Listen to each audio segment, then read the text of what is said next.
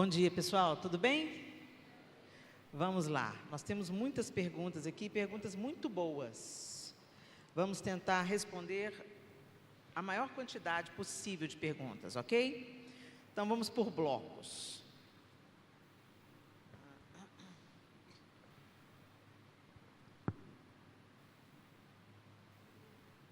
Como fazer quando a mulher é a pessoa que é a cabeça na empresa e o esposo se acomoda com isso? Bom, nós falamos um pouco sobre isso aqui, né? Sobre a questão da gestão das habilidades. Veja bem, o homem, Deus estabeleceu que o homem é o cabeça da mulher. O homem é o cabeça da mulher, ele é o líder. Isso se refere às relações, ao casamento. Isso não quer dizer que a mulher não possa liderar algo. Ela é a cabeça na empresa, tudo bem.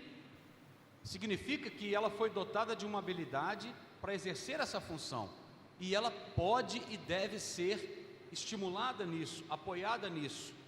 Mas no exercer da sua autoridade ou da sua liderança, se for de uma maneira sábia, ela vai fazer isso de maneira que isso traga benefícios não apenas para a empresa, para ela profissionalmente, mas para a vida dos dois como marido e mulher.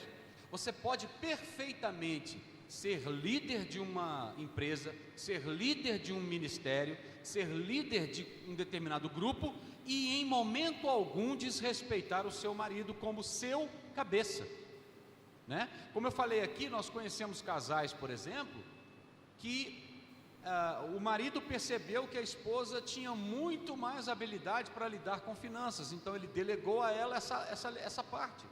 Gente, um bom líder não é aquele que faz tudo.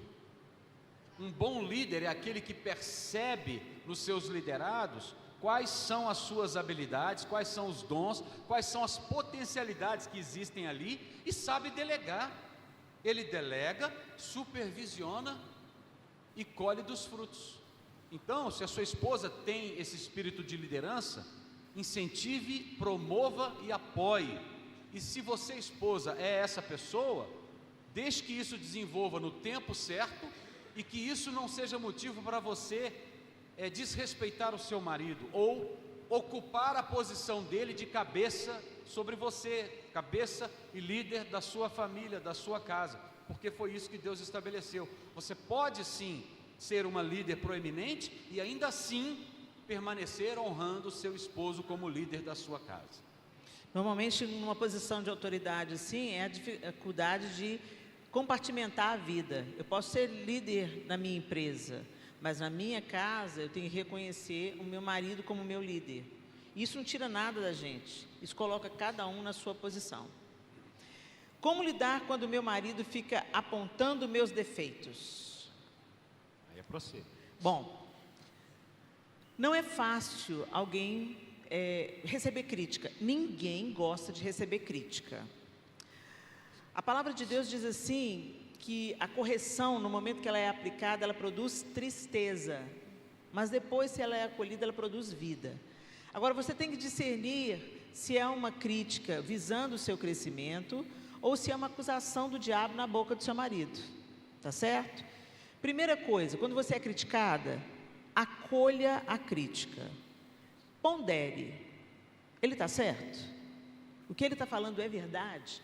Mesmo quando a crítica é mal comunicada, a gente pode extrair o melhor dela para o nosso crescimento e para a gente melhorar.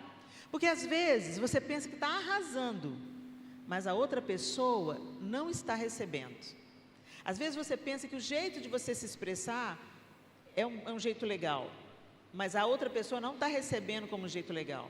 Então, quando o seu marido aponta em você alguma coisa que você não está satisfeita, procure mudar, procure melhorar, a fim de agradá-lo. Contudo, se você se sente desrespeitada na maneira como ele te diz, se você se sente magoada, ou você acha que a crítica dele não procede, não é verdade, então deixe ele saber. Fala assim, olha, quando você fica apontando os meus erros, e você não valoriza o que eu tenho de bom, isso me esmaga, isso me entristece. Você não está me ajudando, você está me colocando para baixo. A gente tem que saber, gente, comunicar as coisas de uma maneira gentil, sem estar no meio da gritaria, sem estar no meio da briga. Tipo, você faz isso assim, assim, cala a boca, você também é assim, assim. Não tem crescimento nisso. Sai da 5ª série, gente. Vocês são adultos, casados, muitos têm filhos. Tenha uma conversa adulta, civilizada, gentil. Quando você for fazer uma crítica, seja gentil, comunique da maneira como você gostaria de receber. E agora, não vai nada para debaixo do tapete. Não alimente mágoa. Deixe claro que aquilo não está te agradando. Procure melhorar naquilo que você pode melhorar. E conversem, conversem e conversem. Cultivem amizade. Porque quando tem um relacionamento de amizade verdadeiro entre o casal, até a maneira de comunicar uma crítica fica mais leve. E a maneira de acolher também. Eu vou dar uma dica aqui para os irmãos, né? Falou de apontar para os defeitos, né? Às vezes a gente é pronto para apontar os defeitos, mas não elogia. Então você tem elogiado sua esposa? Elogie a sua esposa. Quanto mais você exalta as qualidades que ela tem, quando você precisar conversar sobre uma questão que não está muito legal, ela vai ter disposição para te ouvir, né? Às vezes você reclama do sal que foi em excesso na batatinha, né? Mas não fala do molho do macarrão quando ficou estupendo e você lambeu os beiços, entendeu? Então elogie sua esposa, né? Por exemplo, a Helena às vezes chega para mim, aconteceu uma vez dela chegar para mim já pronta para ir para algum lugar e falou assim, aí João, o que você acha? E eu não gostei da roupa que ela colocou. Aí você fala assim, então você mentiu, né? Não estou falando para você mentir, mas você pode dizer para ela, meu bem, essa roupa não está à altura da sua beleza. Arrasou. Você comunicou, fez ela pensar e não foi agressivo, né? Então, eu sei, toda mulher pensa, toda mulher, todas, sempre acha que está acima do peso, todas. Mesmo que a gente fale, não, meu bem, você está ótimo, você está linda, não precisa. E você está sendo verdadeiro, mas ela sempre vai achar. Quando você achar que está um pouquinho fora do padrão, não fale. Tem uma palavra que é absolutamente proibida para os homens: gorda. Essa palavra não é possível, não podemos falar.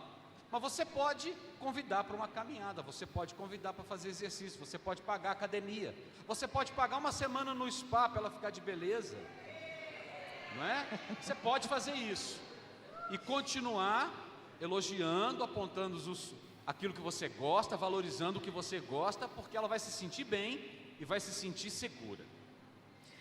Dicas para o financeiro na vida de um casal cristão.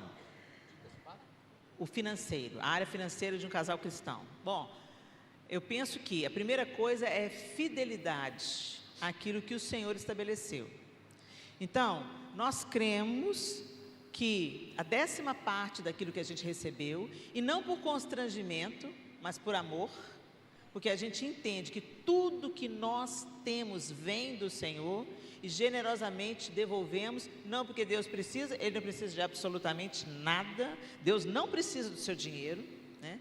Mas Ele estabeleceu a fim de que Mamon não tomasse o nosso coração. Então, a Bíblia fala, o generoso prosperará.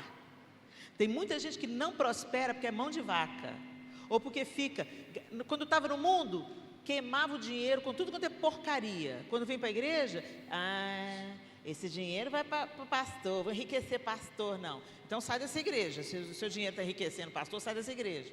Você tem que semear numa casa onde você acredita que a obra do Senhor está sendo fielmente cumprida.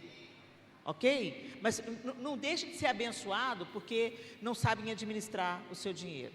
Ok? E outra coisa que eu acho também, quando você deposita o dízimo, você não deposita para homem, você está em obediência ao Senhor. A partir do momento que entrou no gasofilácio, já não é problema seu.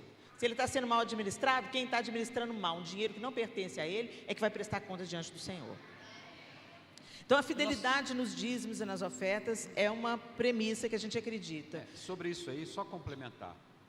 Na nossa ministração anterior, eu falei de quando Deus colocou Adão e Eva no jardim e falou para cuidar de tudo, que eles podiam desfrutar do jardim, mas tinha uma árvore da qual eles não podiam comer daquele fruto.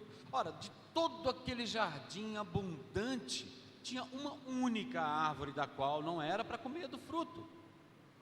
E eles comeram e deu ruim. Olha, de todo o recurso que vem às suas mãos, 10% é aquilo que você entrega de volta ao Senhor, porque Ele te deu tudo, você só devolve 10%, é muito pouco em relação ao montante que tem. Você tem 90% para administrar, você vai negligenciar nos 10%, né? Vai dar ruim. Então, a primeira coisa é o dízimo. Segunda coisa, não façam dívidas. Não façam dívidas, gente. O que for possível comprar à vista, compre à vista. O que não for possível, organize as finanças, a fim de que você possa futuramente adquirir aquele bem, não seja precipitado para adquirir um bem, né? Às vezes as pessoas, por que não fazer dívidas, Helena? Às vezes a gente até ganha ponto no cartão de crédito e tal, tal. Gente, o cartão de crédito são os juros mais altos do mercado, é pior do que a agiota. Então, quando você gasta no cartão de crédito, acontece algum imprevisto com seu pagamento, com seu salário, o dinheiro não entra, ou se você é autônomo, o dinheiro não vem, e você fica ali protelando a dívida do cartão de crédito, é uma bola de neve. Então, a minha dica para vocês é: administrem bem cartão de crédito, porque o cartão de crédito não é dinheiro seu, é empréstimo. Não entre no cheque especial. A gente mexe muito pouco com cheque, mas ainda tem pessoas que trabalham com cheque, principalmente quem lida no comércio. Se você ainda trabalha com cheque, cheque especial também não é seu dinheiro, é empréstimo. Então a gente tem que ter essa consciência para a gente não se meter em confusão. Então, obediência, fidelidade, generosidade, porque tudo que Deus nos dá não é só para a gente, é sempre para a gente abençoar alguém. O generoso prosperará, é uma promessa, Deus não vai contra ele mesmo. E o próximo passo é: não crie problemas, não se endivide, não seja fiador de outra pessoa, a não ser que você esteja disposto a, em silêncio, assumir a dívida total, sem guardar ressentimento. Se você está disposto a ser fiador de uma pessoa, se você estiver disposto a dar o dinheiro para a pessoa, se você estiver disposto a assumir a dívida dela, sem ficar ressentido com isso. Se você se sentir desrespeitado, desonrado, por ter que assumir a dívida dessa pessoa que está sendo fiador, então não faça. Porque essas coisas separam amigos. Mais alguma dica, meu bem? Sim, entre o casal, vocês podem combinar, conversar, saber qual que é a renda do casal e saber das necessidades e, de uma maneira muito aberta: olha, nós vamos separar tanto para isso, tanto para isso, tanto para aquilo outro, né? Organizar os recursos de acordo com as necessidades e os planos, os projetos, né? Combinem, façam planos juntos, trabalhem para aquilo. E um último detalhe: em muitos casos é o marido que detém a renda total ou maior da família, né? E às vezes, na maioria das vezes, ele que administra. Mas olha, meus irmãos, as mulheres têm necessidades específicas que nós não temos, ou situações que elas precisam um pouco mais de investimento, e para nós é tranquilo. Então pensa nisso, tem necessidades da sua esposa que você não se lembra. Então, se você é aquele que é o detentor da maior renda, ou aquele que administra, na sua divisão aí, separe um valor para ela usar do jeito que ela quiser, para as necessidades dela. Você vai abençoar a sua esposa, porque na hora que você vê a sua esposa bem arrumada, cheirosa, bem cuidada, você gosta, não é? Pois é, mas isso custa, viu? Uma outra dica importante no gerenciamento das finanças é não terem segredos um com o outro. Não minta para o seu marido. Não coloca a roupa cara na sacola de supermercado para enganar ele. Gente, isso é mentira. O diabo se esgueira no meio das brechas. Então, você comprou alguma coisa? Fale com seu marido: eu comprei isso. Ou consulte ele: eu quero comprar isso. Cabe no nosso orçamento? Então, tenham isso em comum, você entendeu? Não fique escondendo coisas do outro, não. Isso não é lealdade. E uma coisa também, procurem ter um fundo de emergência. Helena, mas a gente não ganha o suficiente para isso. Então, busque melhorar de emprego, busque fazer algum curso, alguma preparação para te dar um upgrade na empresa que você trabalha, para você aumentar um pouco a sua renda. Enxugue as despesas. Às vezes a gente gasta com quinquilharia, com coisa que não precisa, para impressionar quem nem gosta da gente. Quem gosta da gente do jeito que a gente é, com as posses que a gente tem. Para de tentar impressionar os outros e se meter em dívida por causa disso. Para de tentar mostrar para os outros ser o que você não é. E está tudo bem você não ser. Deus te ama do jeito que você é, busque o crescimento sim, mas desista desse negócio de impressionar terceiros. Né? E uma coisa importante também, esse fundo de emergência, gente, nem que seja pouquinho de cada vez. É importante a gente ter, porque a vida dá voltas. Né? Eu e o João, até 2 anos atrás, a gente não tinha plano de saúde. Porque o plano de saúde é muito caro. Então, a gente não tinha o plano de saúde. Mas a gente gastava com tanto de outras coisas que eram menos importantes que o plano de saúde. Mas o João tinha um seguro de vida. E esse seguro de vida cobria doenças graves. Em 2023, ele foi diagnosticado com câncer. E nós não tínhamos plano de saúde. Mas bendito seja Deus. Nós tínhamos o seguro de vida que podia ser acionado, ser sacado para cobrir as despesas de uma doença grave, que era o caso.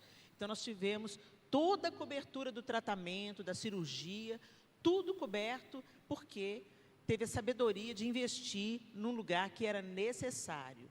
Depois disso, nós adotamos o plano de saúde e entendemos, vamos almoçar menos fora, vamos comprar menos brusinha, né, meninas? Para que tenha um seguro de saúde. Invista o seu dinheiro naquilo que realmente é importante, ok? E não em quinquilharia para impressionar quem não precisa ser impressionado. Como proceder quando o casal pensa muito diferente em relação às finanças? Muito diferente em relação a sendo bom, gente. Se vocês já não estivessem casados, se fossem namorados, noivos, né? A nossa dica ia ser: conversem sobre tudo antes do casamento, né? Saiba o que cada um pensa sobre pontos fundamentais, e lidar com finanças é um ponto fundamental. Os problemas relacionados à vida financeira, muitos chegam a causar o divórcio, né? Agora, aqui são todos casados, imagino eu. Então, já deram esse passo, então agora vocês vão ter que sentar, respirar fundo e tentar achar um ponto médio aí, um ponto de equilíbrio aí, um denominador comum, né? Eu penso que a organização financeira deve ser o seguinte: nós temos que pensar o que a gente ganha, o que a gente gasta. O que a gente gasta não pode ser mais do que a gente ganha. E o que a gente gasta? Tem as coisas que são necessidades absolutas, permanentes, fixas, que não dá para abrir mão.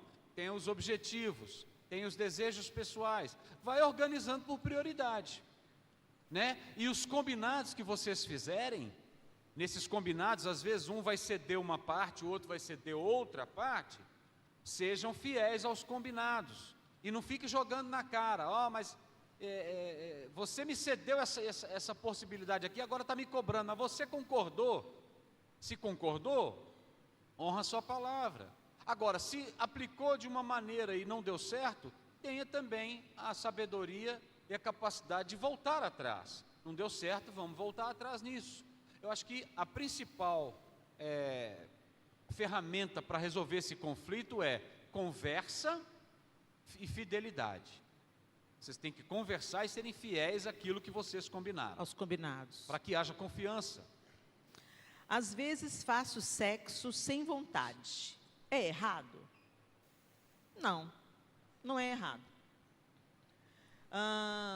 Às vezes as pessoas falam assim: nossa, mas o que você está fazendo? Você está então sugerindo que a mulher vá sem querer? Isso é estupro. Gente, olha, não entra nessa pilha do mundo, não. Por favor. Nosso manual de instrução é a Bíblia. E a Bíblia fala o quê? Lá em Coríntios 7, fala o seguinte: maridos, não privem a esposa, e mulheres, não privem o marido do sexo, a fim de que vocês não sejam tentados. Se separem apenas quando for por um propósito de jejum e de oração, mas que esse período não seja longo, a fim de que o outro não seja tentado. Aí entra o que a gente falou ontem, gente. Eu não faço sexo só para extrair do outro o que eu quero. Eu faço sexo porque eu também quero satisfazer o meu parceiro e a minha parceira. Então, você fazer sexo sem vontade, no primeiro momento você vai, como ovelha muda perante os seus tosqueadores. Mas quando você vai, porque você pensa no seu coração, não, eu quero edificar o meu marido. Eu quero abençoar o meu marido. Eu quero proporcionar prazer para o meu marido. Quantas vezes eu já fui, depois de um dia cansativo, com filhos pequenos, a gente tem 4 filhos, tinha dia que era osso. Mas eu falei, não, peraí, vamos lá, irmão. Às vezes a coisa não começava boa, mas depois ficava. Porque o Senhor honra quem obedece, entendeu? Então, lá em Coríntios, o apóstolo Paulo sugere que vocês não se privem um ao outro, né? Então, não olhe para o outro como apenas o lugar onde você vai buscar a sua satisfação pessoal. Não seja egoísta no sexo, estou falando para homens e mulheres. Não pensa só no seu prazer, porque isso é a ruína da vida sexual. Sim. A sua alegria também tem que estar no prazer do seu parceiro. Sim. Se o marido sente um orgasmo, mas a mulher não, então vai buscar jeito de fazer essa mulher feliz aí no sexo. Vai ficar incompleto. Porque precisa dos dois estar com alegria. E a mulher, às vezes, por causa das demandas e por causa, sei lá, da nossa própria disposição, ou talvez os tabus culturais e tudo, a gente tem umas vezes menos disposição. Mas se você começa, vai, esquenta. Então, vá e seja feliz, minha irmã. E não atenda o telefone, né? Eu acho que é possível, sim, como a Helena já explicou, mas não é fazer sem vontade, né? Mas não é um lugar que você deve se acomodar com ele. Sim. Você deve buscar a satisfação, né? Os dois. Na maioria das vezes, o desânimo é por parte dela, né? Então, maridos, às vezes tem uma razão específica para isso, né? A gente conversou agora há pouco, né? Não começa na hora de manhã, quando você acorda. E assim, você é um cara que se cuida, você toma banho todo dia, você passa um perfume, você está bem cheirosinho, você está limpinho.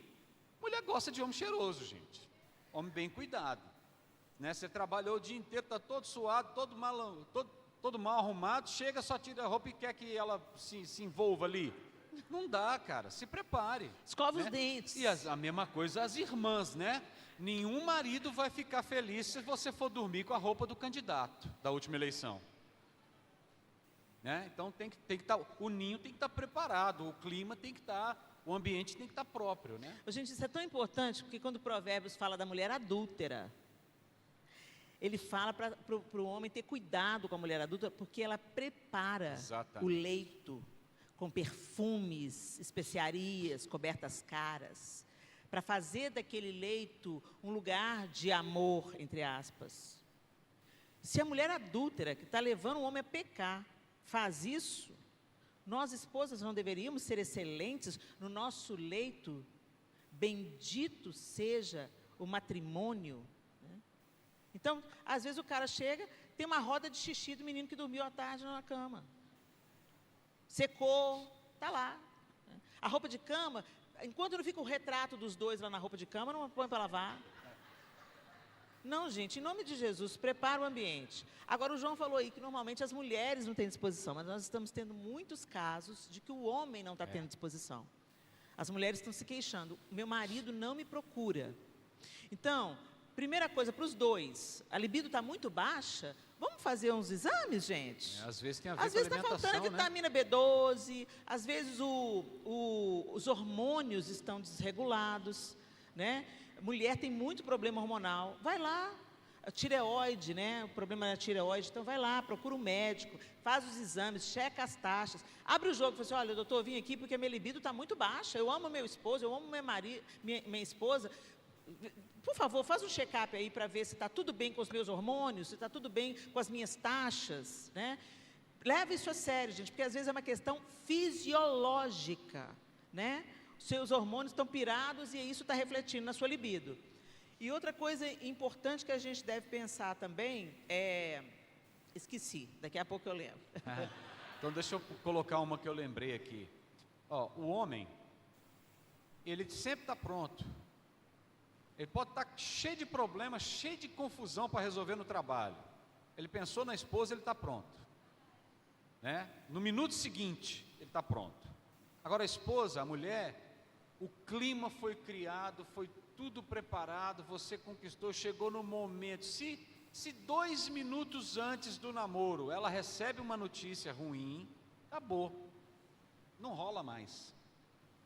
Então, se vocês estão com a intenção, preparando, privem-se de informações, deixa para depois, né? Porque se surgir alguma situação complicada na hora, para elas acaba, imediatamente. Eu lembrei, esqueci de novo. Já ouviu falar de névoa da menopausa, gente? É assim, vem uma névoa, some. Bom, vamos continuar, se eu lembrar. Tem essa questão que você apontou também, né? Às vezes tem as TPMs da vida, que a gente não entende. Eu lembrei. Então fala.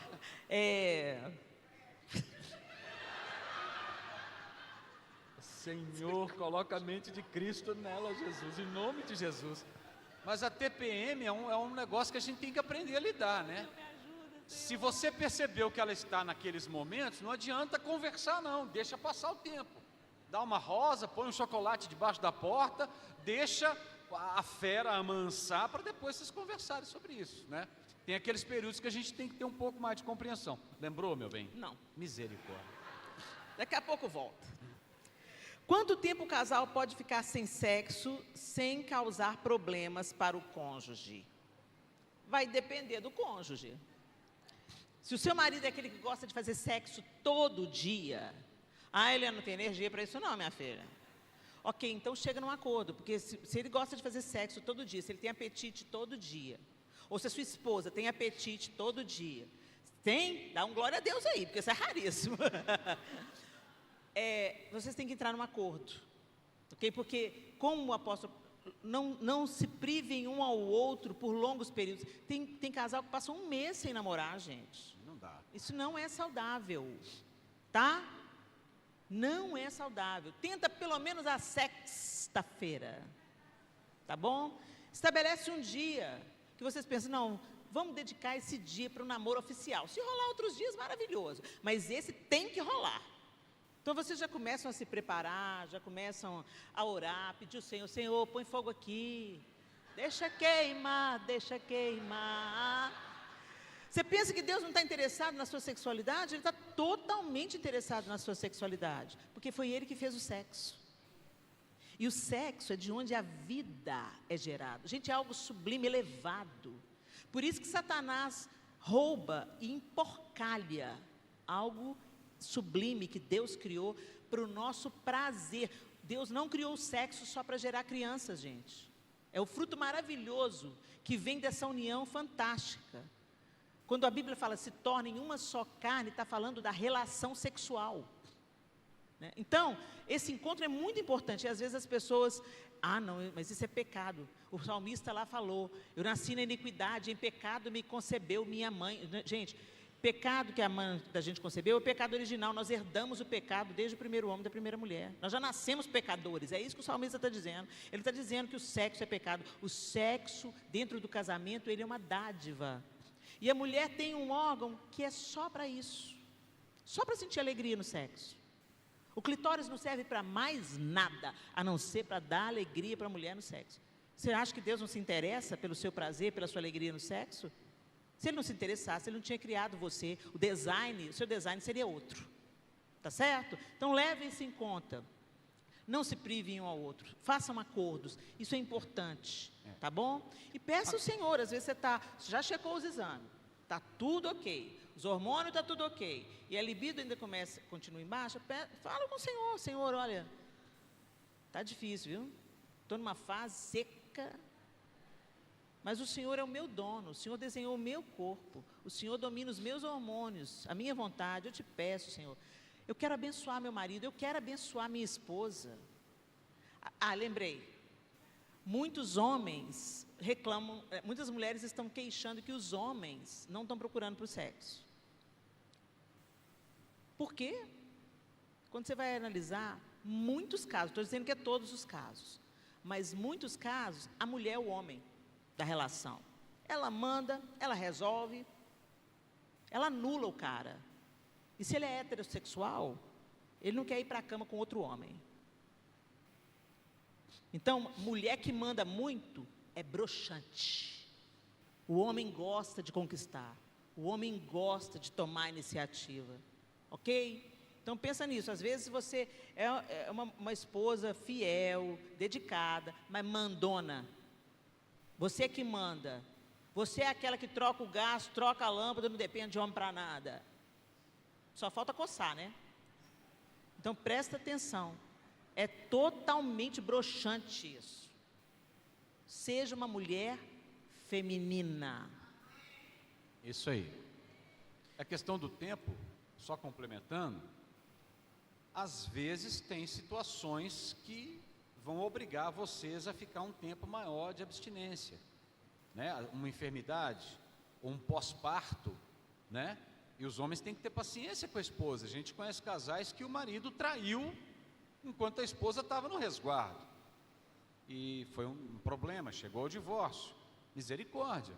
Tem que ter a compreensão nessas situações. Às vezes, o marido está numa jornada de trabalho mais intensa, uma conferência, um seminário, uma viagem, e que está exigindo mais dele, ele está tendo pouco tempo.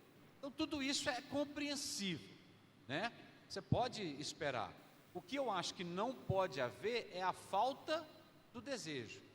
Então, assim, minha esposa está de resguardo, mas eu continuo tendo vontade. Eu demonstro isso. E ela vai demonstrar isso. Eu não posso, mas eu também desejo voltar ao normal. Então, quando passa muito tempo, dias, semanas, meses, e você não está tendo, ou a sua esposa não está tendo nem um pingo de desejo, aí começa a procurar algum problema, porque tem alguma coisa séria acontecendo e precisa ser resolvido, né? Eu acho que isso responde parte do que está, essa pergunta aqui, João. Nós temos 2 filhos e eles têm sugado todo o nosso tempo. E por isso não estamos vivendo mais como um casal na parte sexual. Como resolver isso, por favor? Gente, organiza prioridades. Organiza prioridades. Às vezes a gente põe desculpa, realmente é uma coisa legítima. Eu sei do que eu estou falando, eu tive filhos pequenos em idades muito próximas. 2 de fralda, uma mais velha, 3 de mamadeira. Demanda muita força física, dedicação, tempo, é muito penoso. Mas eu sempre arrumei um jeito de estar com o João. Coloca as crianças para dormir mais cedo. Crie um hábito nos seus filhos de dormir mais cedo, né? Se revigora, vai lá, toma um banho, se perfuma, prepara o leito. Não dá para ser toda semana? Gente, pelo menos a cada 10 dias, pelo amor de Deus. Não é possível. Organize as prioridades. Se os filhos podem ficar com os avós um tempinho, né? Aproveite esse tempo.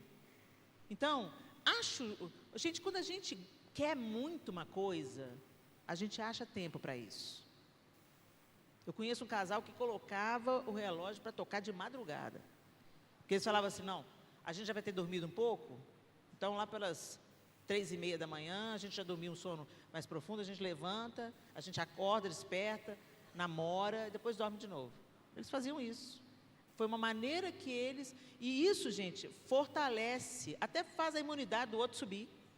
O sexo é muito bom em várias frentes. Relaxa a musculatura do corpo. Então, você tem que encarar também o sexo como um remédio, não como um fardo, não como um problema.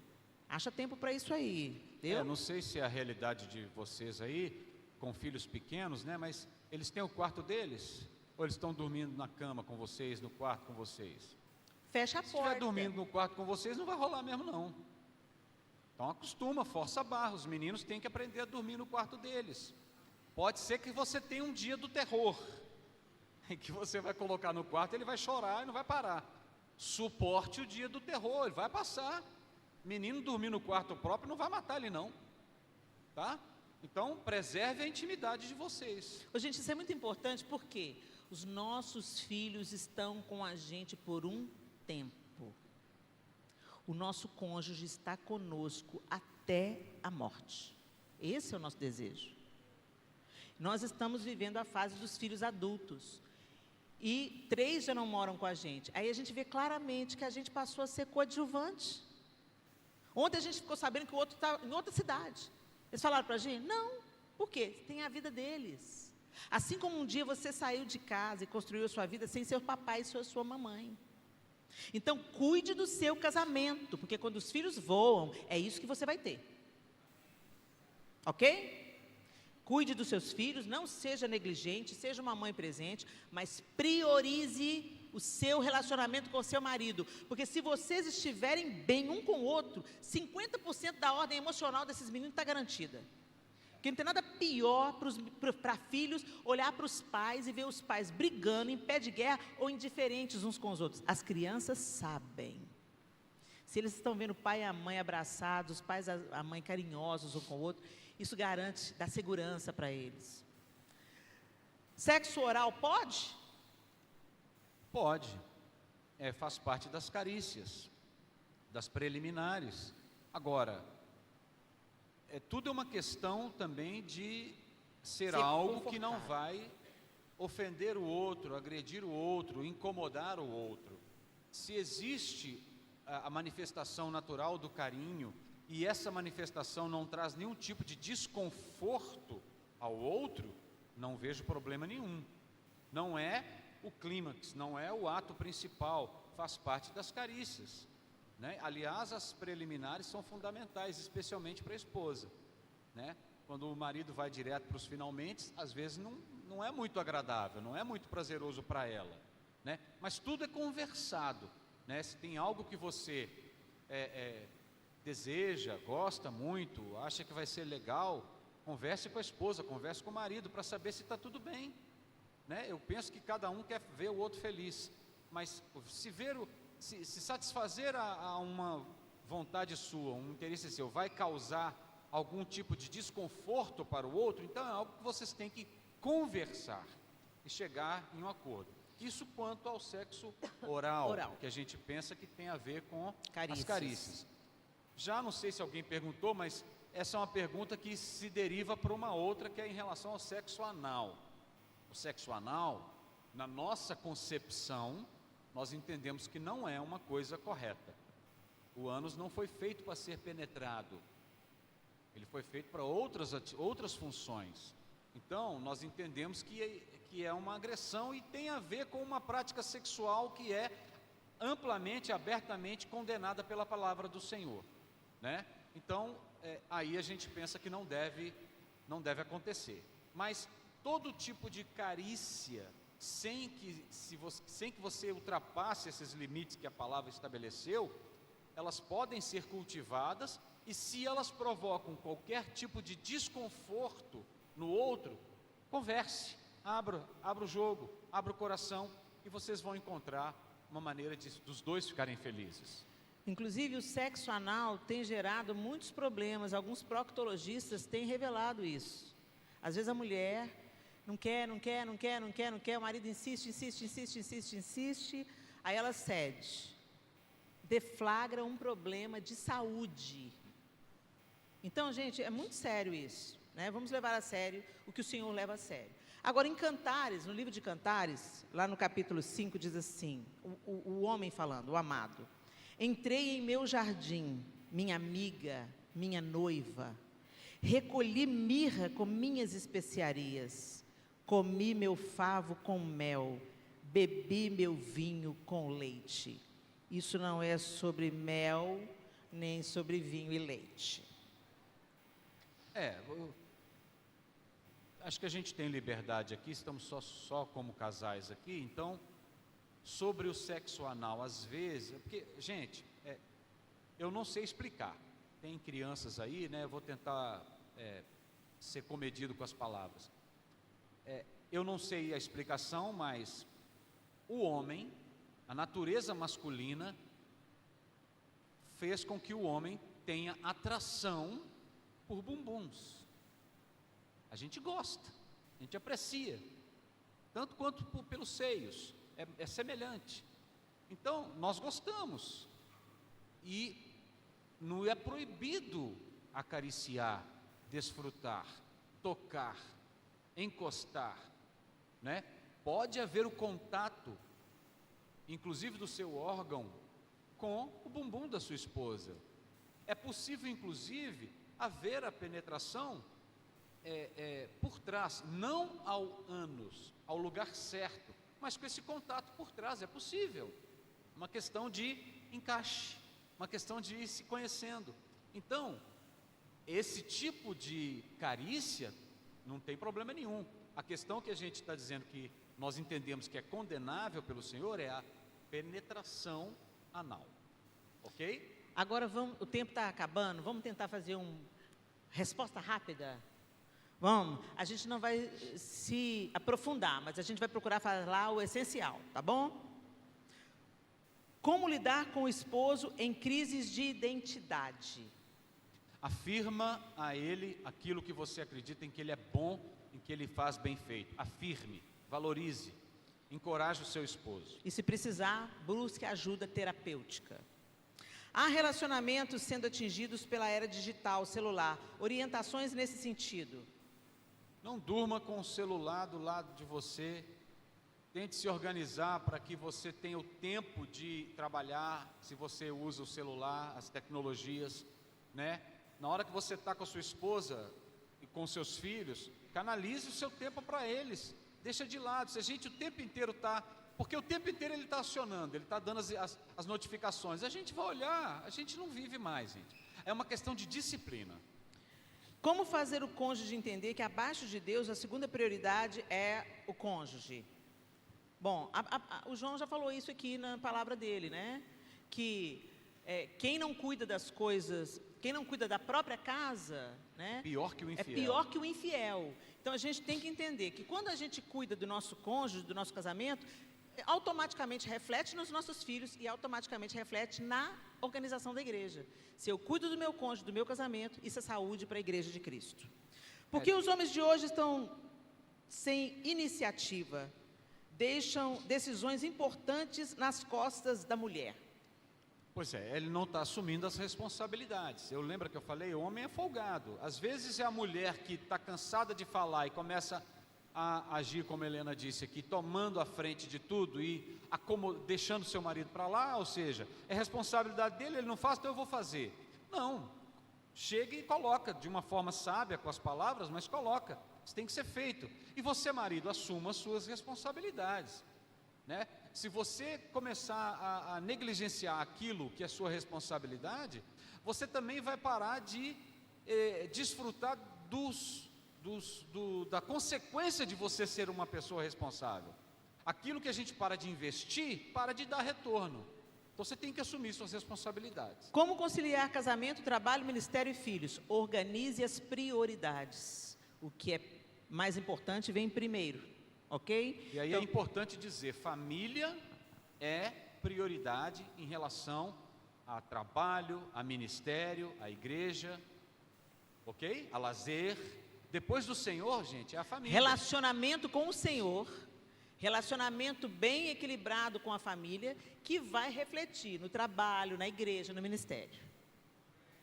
Alguém quer fazer pergunta? Como superar crises conjugais sem deixar que elas abalem a nossa fé? Fortalecendo a sua fé. Porque, na verdade, é acreditar que Deus pode transformar água em vinho hoje no nosso casamento, é que vai trazer elementos para superar as crises, né? A gente tem que colocar cada coisa no seu lugar. A crise está acontecendo, talvez, porque a fé já estava abalada. Exatamente. Né? Então, a gente precisa de fortalecer as raízes para os frutos serem saudáveis. Primeiro você tem que estar com tudo em dia com o seu relacionamento com Deus. E isso vai influenciar na sua vida conjugal. Vamos mostrar aquela imagem que a gente gosta de fazer? Vamos imaginar aqui um triângulo. Aqui é uma ponta do triângulo, ali a Helena é outra e aqui está Deus. Então tem um triângulo aqui, certo? quanto mais eu e Helena procuramos nos aproximar de Deus, quanto mais próximo de Deus a gente vai, mais próximo a gente chega um do outro. Essa é a parada. Quais desafios de um casamento após... Eu vou juntar duas em uma. Quais são os desafios de um casamento após 30 anos de casado? Eu tenho 44 anos de casamento e ainda tem algumas diferenças. O que posso fazer para melhorar ainda mais? Olha, faz parte da manutenção daquela intimidade emocional, né, que tem muito mais a ver com a troca entre os dois, o compartilhar entre os dois, o regar a plantinha todo dia, não deixar a amizade do casal esmorecer, ou seja, manter a chama acesa na questão da paixão, depende muito mais de você estar todo o tempo trocando ideia com a esposa, trocando ideia com o marido, contando para ele o que é importante para você, trocando os sonhos, revelando o que cada um pensa, tendo a sexta-feira da paixão, tendo tempo um para o outro, enfim, a intimidade emocional, ela vai influenciar no bom andamento de todas as outras coisas, inclusive a intimidade sexual. E quando você estiver lá com 30, 40 e que for só vocês dois, é isso que vai sustentar o casamento. É se vocês fortaleceram a amizade entre vocês dois, a ponto de você olhar para ela não precisar dizer nada e você já sabe o que ela quer, o que ela pensa, né? Isso depende de que você estar cultivando. Se você tem muito tempo, percebeu e agora? Nós tem muito tempo que a gente não cultiva isso. Então retoma. Não sou casado no papel, mas nos respeitamos. Por que o papel é necessário se nos consideramos casados? Bom, quando Jesus estava no ministério dele aqui na terra, alguém questionou ele sobre pagar imposto. E aí, ele fala assim, vai lá, pega um peixe, Pedro. Pedro trouxe o peixe e dentro da boca do peixe tinha a moeda referente ao imposto de Jesus e de Pedro. E falou assim, vai lá e paga o nosso imposto. Ah, e César? A César o que é de César, a Deus o que é de Deus. Então, isso é uma convenção do casamento. Você compra casa sem escritura? Você compra a casa, mas quando você paga a casa, o que você quer? A escritura para provar que é a sua casa. Por que a gente corre? Você registrou seus filhos quando eles nasceram? Exatamente. Tem certidão de nascimento, ok. Por que não um relacionamento tão importante como uma aliança de casamento? Por que a gente tem? No fundo, gente, a gente não quer pôr no papel o que para a gente ter uma oportunidade de sair sem mais complicações. Pode até não ser consciente, mas quem ama, cumpre a lei. Assume o que tem que assumir diante da sociedade. É compromisso. Eu estou assumindo diante de Deus, diante da sociedade e diante da lei. É meu marido, é meu filho, é minha casa. Tudo que é importante, a gente quer documentar assim. Tá? Então pensa nisso. Talvez o não querer oficializar no papel seja mais aí uma resistência a assumir uma responsabilidade definitiva, vamos dizer assim. E a última pergunta, quais hábitos você e seu esposo cultivam que ajudam a fortalecer o vínculo de vocês? Esse relacionamento de amizade, né? A gente precisa de cultivar nos dias brandos, nos dias felizes, nos dias bons, é que a gente conserta telhado, gente. A gente não conserta telhado quando está ventando e caindo tempestade de granizo. Então, a gente precisa de fazer a manutenção do relacionamento em dias felizes, dizendo palavras de afirmação, deixando um bilhetinho fora de hora, prestando atenção no que é importante para ele, porque haver bilhetinho para ele não faz o menor sentido. Presta atenção no que é importante, o que ele gosta.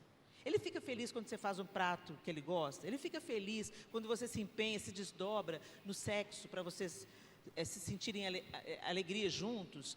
Ele gosta que você faça massagem nos ombros dele. Procura saber identificar o que é importante para o outro. Eu sempre procuro entender o que é importante para o João. O que ele gosta. E eu gosto de satisfazer isso, mesmo sem ter um interesse nisso. Eu estou só deixando registrado ali, eu estou só cultivando o que nos dias difíceis vão me trazer esperança. Quero trazer à memória o que me pode dar esperança. Então tem que ter lá na caixinha da memória muitos momentos bons, para na hora que chega o problema, a gente ter mais coisas boas na balança do que coisas ruins. É isso que a gente tem cultivado ao longo desse tempo. Amém. Tá Glória a bom? Deus. Deus abençoe vocês.